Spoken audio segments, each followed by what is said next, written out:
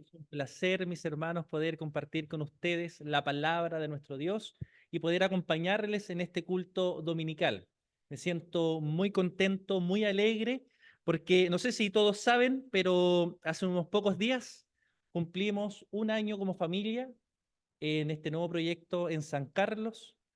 Así que estoy muy contento, muy agradecido y les pido encarecidamente que puedan seguir orando por San Carlos para que el Señor siga enviando obreros, capacitando a las personas que están ahí y también que puedan estar orando por mi familia y por mí. ¿Trato? Oh, escuché pocos amenes. ¿Trato? Ya, se las voy a cobrar. Nuestro hermano Eduardo oraba diciendo de que el Señor quite nuestras preocupaciones. Y sabe que eso es muy importante, porque ustedes sabrán que el predicador se prepara haciendo el sermón y le toma horas, pero de repente nosotros cuando solo venimos a escuchar, venimos a consumir un producto. Ustedes también tienen una responsabilidad, prepararse para venir a adorar al Señor juntos como comunidad. Venir entonces atentos para escuchar lo que Dios quiere hablar a nuestras vidas, para cantar con alegría. Así como cantábamos con los niños, si eres creyente, ¿qué más decía? ¿Y tienes certeza? Di amén. Escuché pocos amenes de nuevo. Si eres creyente y tienes certeza,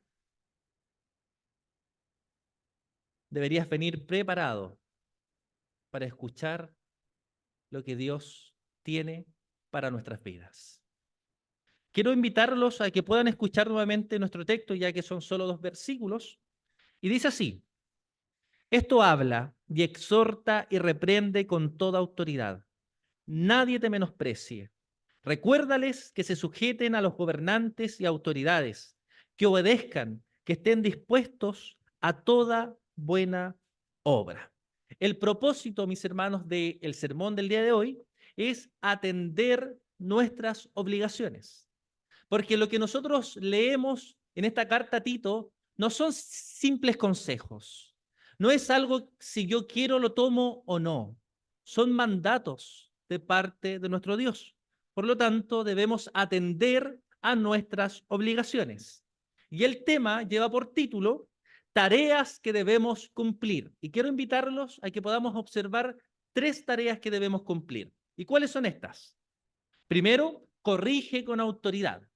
Segundo, sométete con humildad. Y tercero, sirve con pasión. Corrige con autoridad, sométete con humildad y sirve con pasión. Veamos nuestro primer punto, entonces, y para eso tomaremos el versículo 15 del capítulo 2 de Tito, que dice: esto habla y exhorta y reprende con toda autoridad. Nadie te menosprecie. Nosotros constantemente estamos pidiendo que la palabra de Dios abunde en nuestros corazones. Y a veces es una tarea difícil.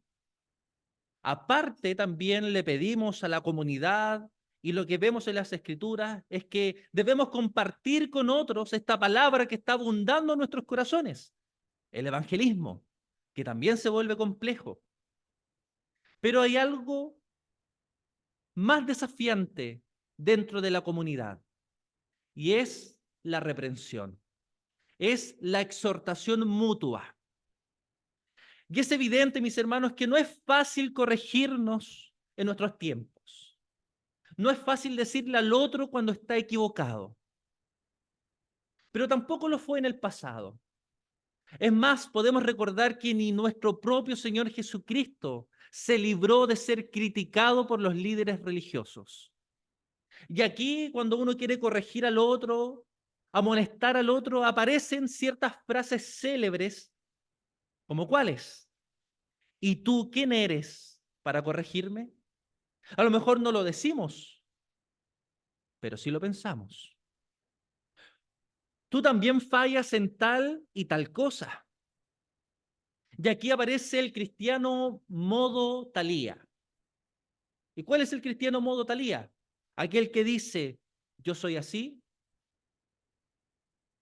y así seguiré y no cambiaré. Y vienen las preguntas diciendo en nuestro corazón, ¿acaso tú no te equivocas? En vez de reconocer que estamos mal, obrando mal, de nuestro corazón brota el tratar de defendernos.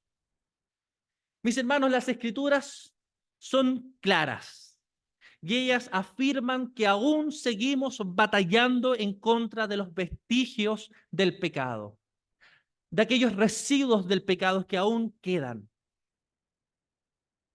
¿Acaso nosotros hoy no seguimos batallando en contra del pecado?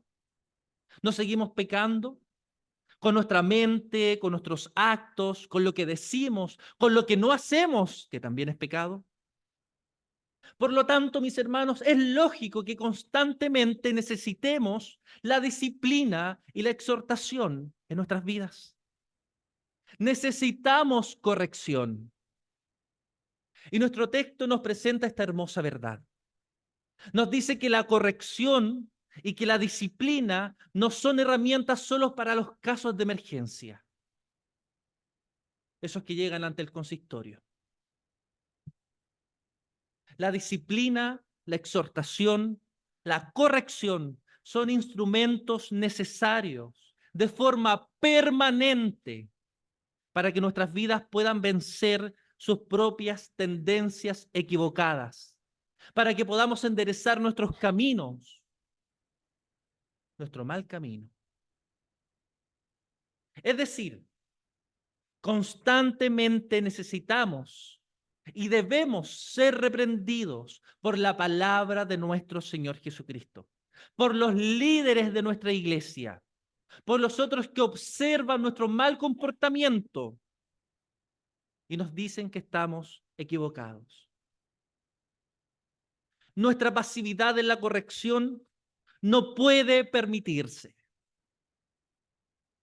Nuestra pasividad en la corrección no puede permitirse.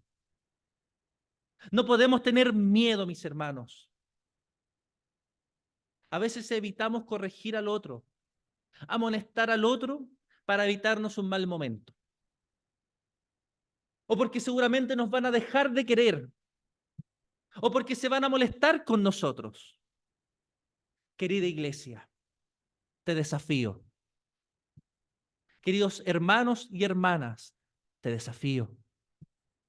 Somos mandados a corregirnos a través de la palabra de Dios, de la palabra que debe abundar en nuestros corazones, no bajo nuestra opinión, no bajo lo que nosotros creemos que es mejor o no, sino bajo la palabra sabia del único sabio Dios.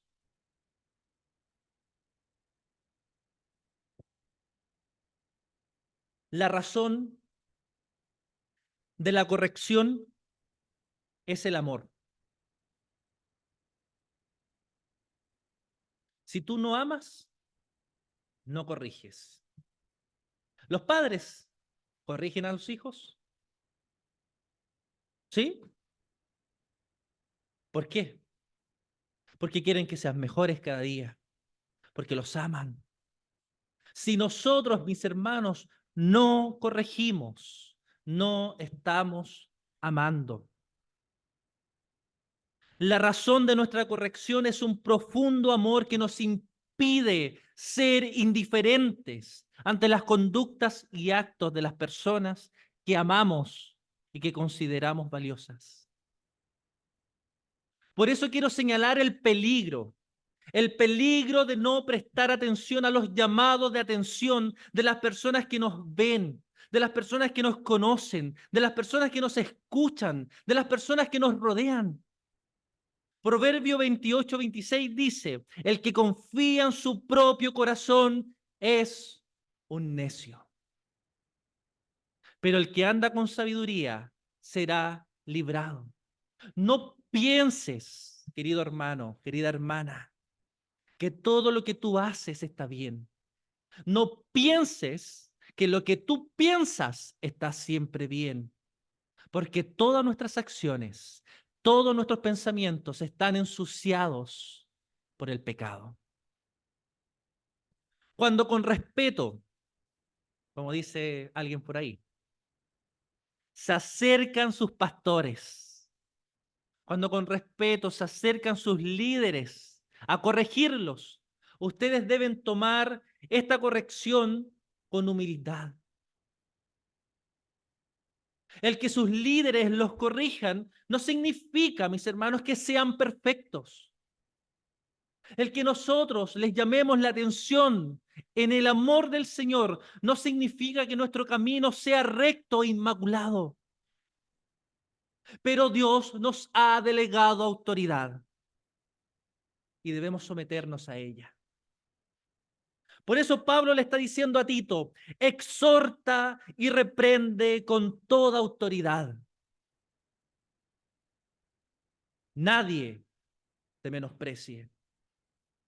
Mientras estemos en este cuerpo mortal tendiente al pecado, siempre, siempre, siempre necesitaremos ser corregidos. Siempre necesitaremos la guía de Dios para obrar bien.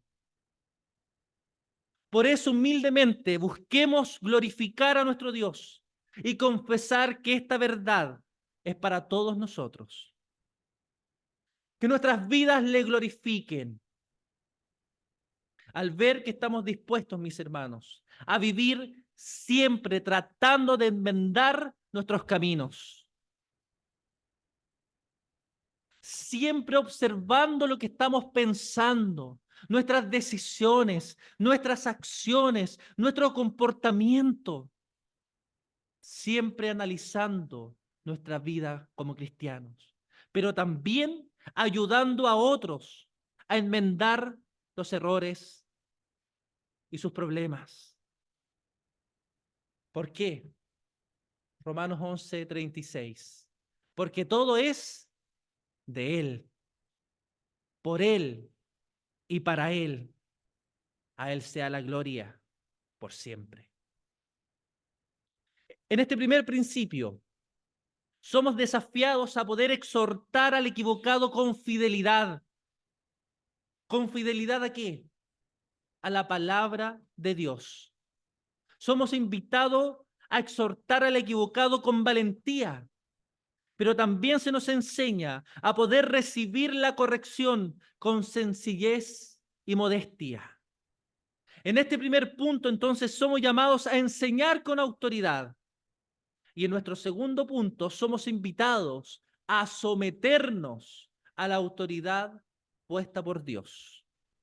Primera parte del capítulo 1, del versículo 1 del capítulo 3, que dice: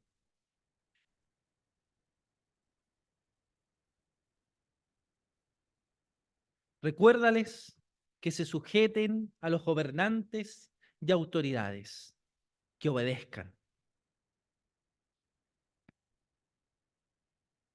Nuestro texto nos enseña que no puede haber una desconexión entre la vida cristiana y la vida pública.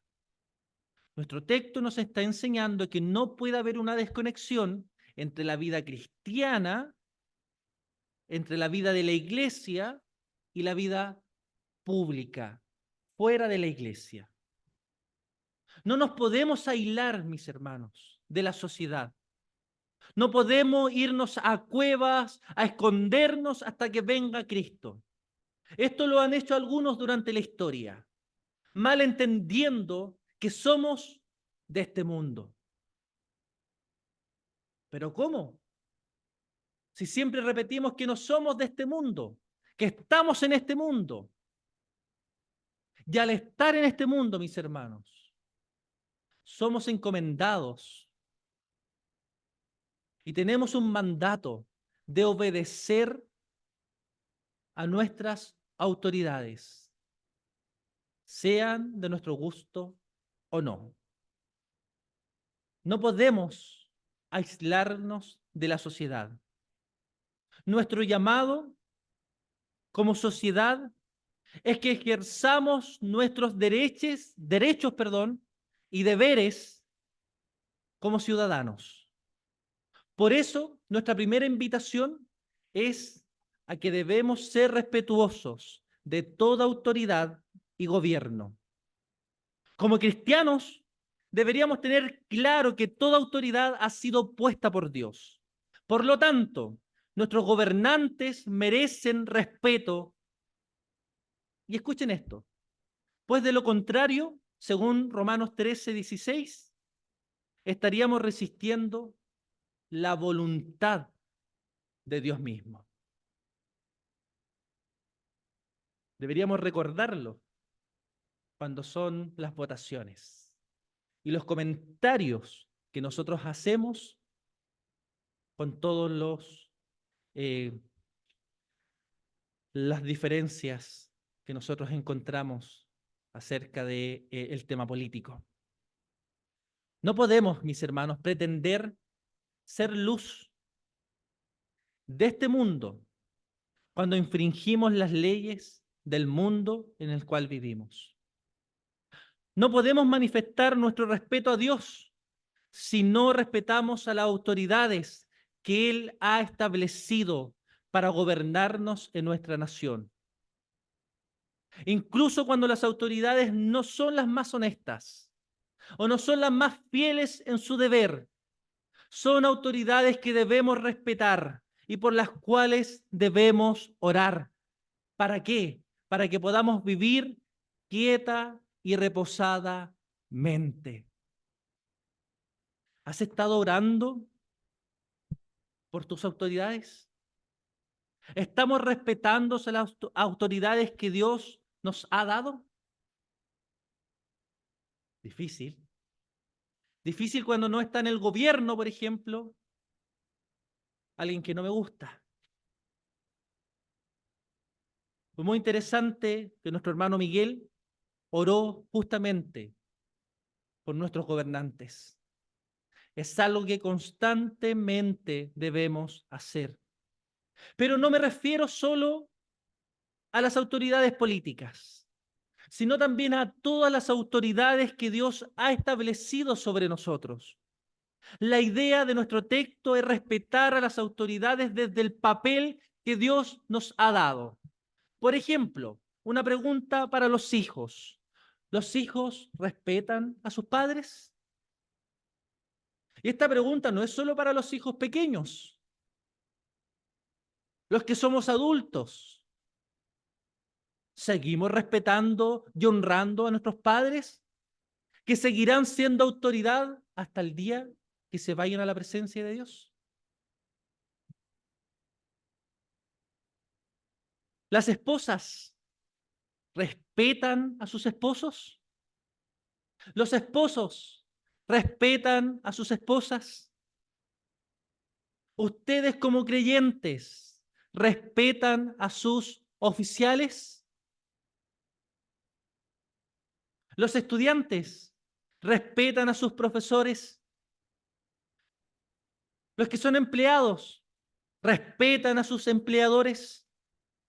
Como ciudadanos, ¿respetamos a nuestras autoridades? Dios nos ha llamado a ser ciudadanos cristianos respetuosos, pero también sujetos a toda autoridad y gobierno.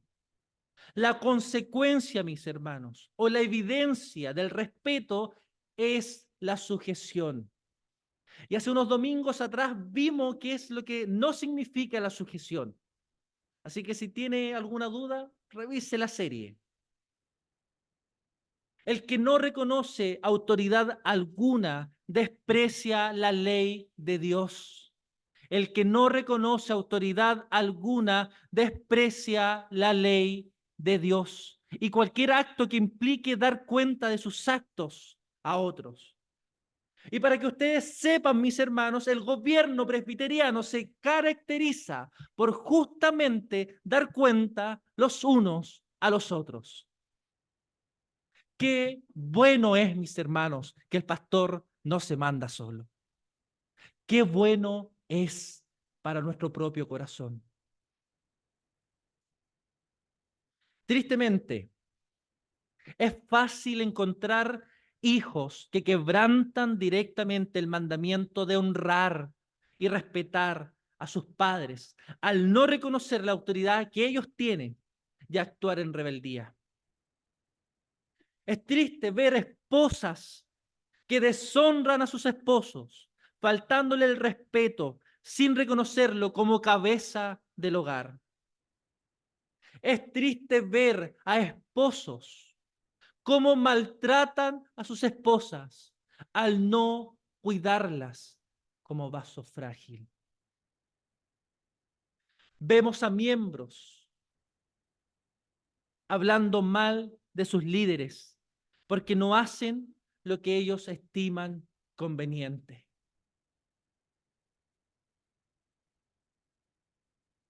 Vemos a sociedades decadentes que no quieren sujetarse a ninguna clase de autoridad, a ninguna clase de gobierno, porque ellos tienen derechos, pero no responsabilidades. En nuestro texto nos vemos que los ciudadanos cristianos de Creta no podían participar de revueltas contra el gobierno. Vemos que las mujeres cristianas en Creta, que los hijos cristianos en Creta, que los hombres cristianos de Creta debían ser ejemplos de sujeción a las autoridades de la sociedad en la cual Dios los había puesto. ¿Y qué creen ustedes, mis hermanos, que se espera de nosotros como ciudadanos cristianos? Que también expresemos sujeción, respeto, honra a todo gobierno y autoridad que ha sido establecida por Dios. Se espera entonces, mis hermanos, que seamos obedientes. Justamente la muestra, la señal de sujeción es la obediencia. Claro está, un paréntesis, esta obediencia en todo lo que es bueno ante la palabra de nuestro Dios, que honre y glorifique a nuestro Señor. Yo trabajé mucho tiempo con los niños y en muchos momentos tuvimos que enseñarle el mandamiento de honrar a sus padres. La pregunta es, ¿hasta qué punto los niños o los hijos pueden honrar y obedecer a sus padres? Y la respuesta, perdón, mis hermanos, es muy sencilla. Hasta que los padres contradigan la palabra de Dios. ¿Hasta qué punto las esposas se pueden sujetar a sus esposos? Hasta que sus esposos obren en contra de la palabra de Dios. ¿Hasta qué punto los miembros deben sujetarse a los líderes de la iglesia? Hasta que sus líderes empiecen a actuar en contra de la palabra de Dios. Los ciudadanos respetuosos obedecen las leyes de su sociedad. Pues con eso manifiesta que están sujetos a todo gobierno y sociedad. Pero aún más, que están sujetos al que gobierna sobre todas las cosas, nuestro buen Dios. Este punto entonces, mis hermanos, nos desafía a poder honrar, a poder obedecer a las autoridades puestas por Dios, sea que me guste o no me guste. Todo esto no es solo teoría, sino que tiene que ser de forma práctica. Por eso somos invitados a servir con pasión. Que estén dispuestos, parte B del versículo 1, que estén dispuestos a toda buena obra. Si yo les preguntase, ¿cuál es el servicio más grande de todos? ¿Qué responderíamos? Nuestro Señor responde de la siguiente manera en Juan 15:13. Nadie tiene mayor amor que este, que uno ponga su vida por sus amigos. Y si lo parafraseamos en un lenguaje de servicio, podríamos describirlo de la siguiente forma. Nadie tiene mayor amor que este: dar su vida en un servicio activo por los demás para que accedan al reino de Dios. Queridos hermanos, ¿cuál es el límite de nuestro servicio? ¿Hasta qué grado debemos amar y servir a los demás? Debemos amar y servir a los demás con la misma intensidad que hemos sido amados por Cristo, quien dijo, Marcos 10:45, porque el Hijo del Hombre no vino para ser servido, sino para servir y dar su vida en rescate por muchos. Nuestro Señor dio su vida por nosotros. Nuestro Señor sufrió dolor físico y enfrentó la ira de nuestro Dios santo y justo por nosotros. Y nosotros hoy seguimos fallando. Seguimos pecando. Seguimos de alguna forma pisoteando el sacrificio de nuestro Dios. Pero Dios nos sigue amando. Nos sigue cuidando. Nos promete cosas en el presente y en el futuro. Nos promete su amor eterno e incondicional. La medida entonces, mis hermanos, de nuestro servicio es imitar a nuestro Señor Jesucristo. Qué gran desafío tenemos. El pináculo del servicio del cristiano se encuentra en la imitación de aquel servicio que Cristo ofreció por su iglesia. Y es hora que lo entendamos.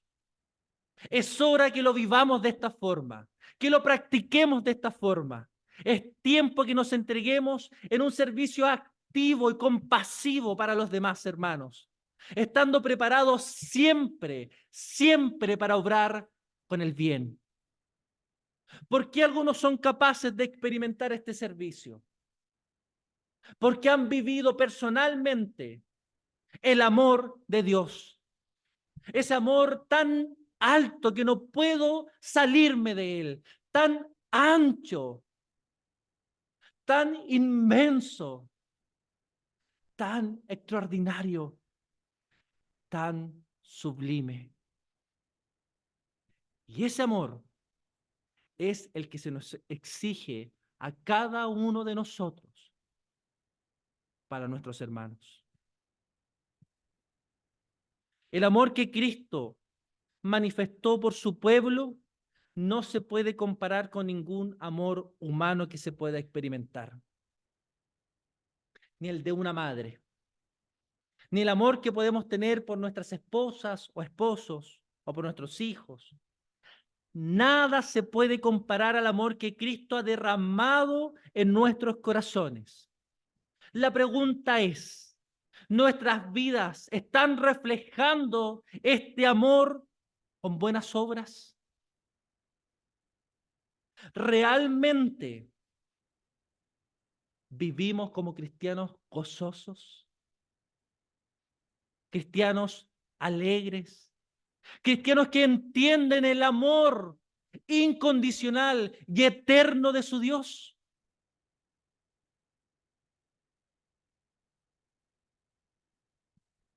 Primera de Juan 3:16 dice, en esto hemos conocido el amor, en que Él puso su vida por nosotros. También nosotros debemos poner nuestras vidas por los hermanos. El servicio más alto que se puede ofrecer tiene un costo.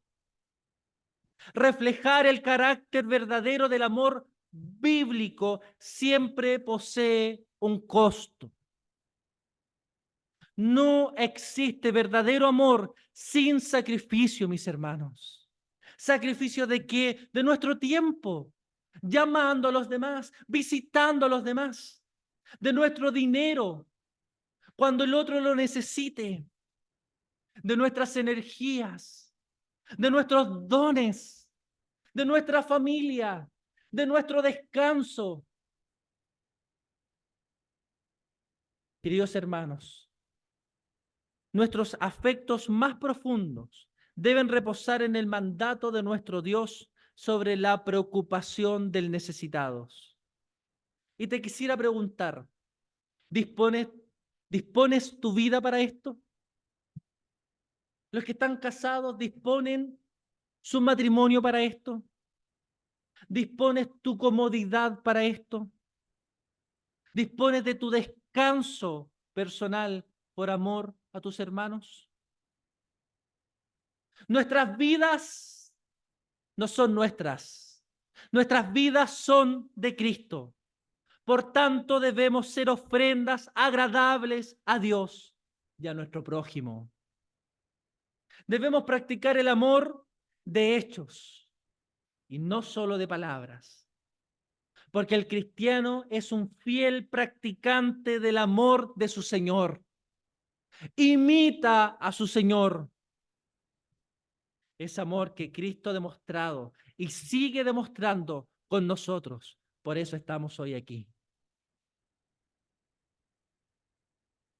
Richard Wurmbrand es un pastor luterano que estuvo en Rumania. Pasó 14 años encarcelado por predicar a Cristo. Y en cierta ocasión estaba reunido con los pastores y los parlamentarios de su país y se estaba levantando una tremenda herejía en contra de Dios. Su esposa, llamada Sabina, le dijo: Richard, levántate y detén tantas blasfemias en contra de la fe y de nuestro Dios. Él le dijo: si yo hago esto, tú pierdes a tu marido. Ella dijo: no importa. Ellos están escupiendo a la cara de nuestro Señor y nuestro Salvador. Él dijo: que sea lo que Dios quiera.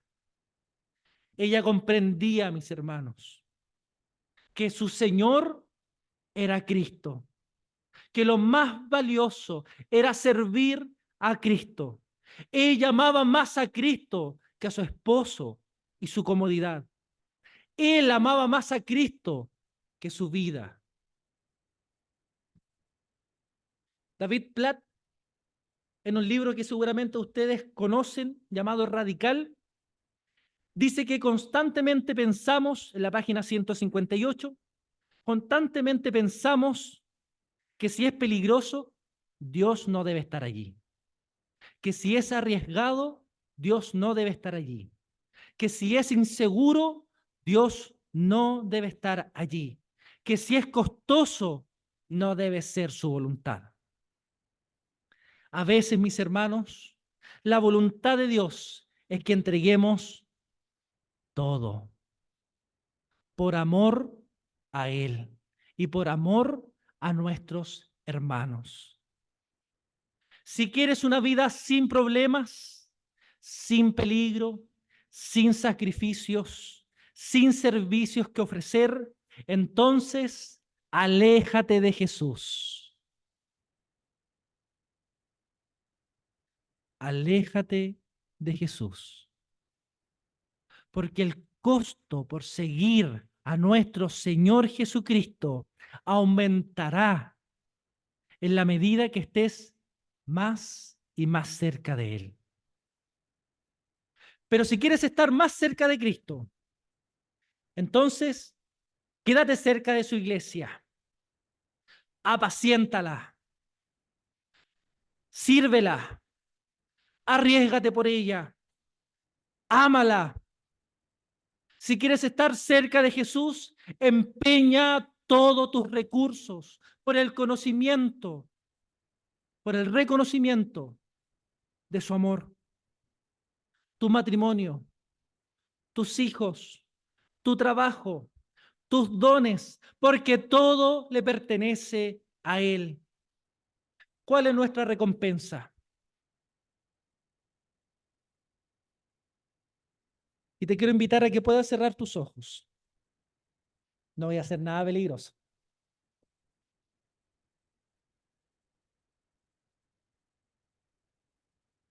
¿Cuál es nuestra recompensa? Que cuando pases a la eternidad, el buen pastor te dirá lo siguiente: disfruta de esto, hermano. Buen siervo y fiel. Sobre poco has sido fiel, sobre mucho te pondré. Entra en el gozo de tu Señor. Entra en el gozo de tu Señor. Qué alegría, hermanos. Anhelamos escuchar esas palabras. Oremos.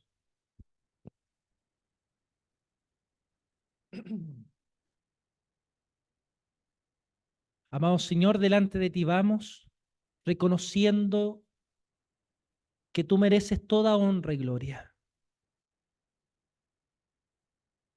Reconociendo que mereces que toda rodilla se doble delante de ti y declare a una voz que tú eres el único Dios verdadero. Te queremos honrar, Señor. Te queremos servir. Y te pedimos que tú sigas acompañándonos en este camino. Que perdones nuestros pecados y que nos alientes para poder entregar nuestras vidas por un servicio activo, por amor a tu nombre. Gracias, gracias Señor por todo lo que tú haces, por todo lo que hiciste y por todo lo que harás. Pedimos tu bendición, Señor, en esta hora. En el nombre de Jesús. Amén.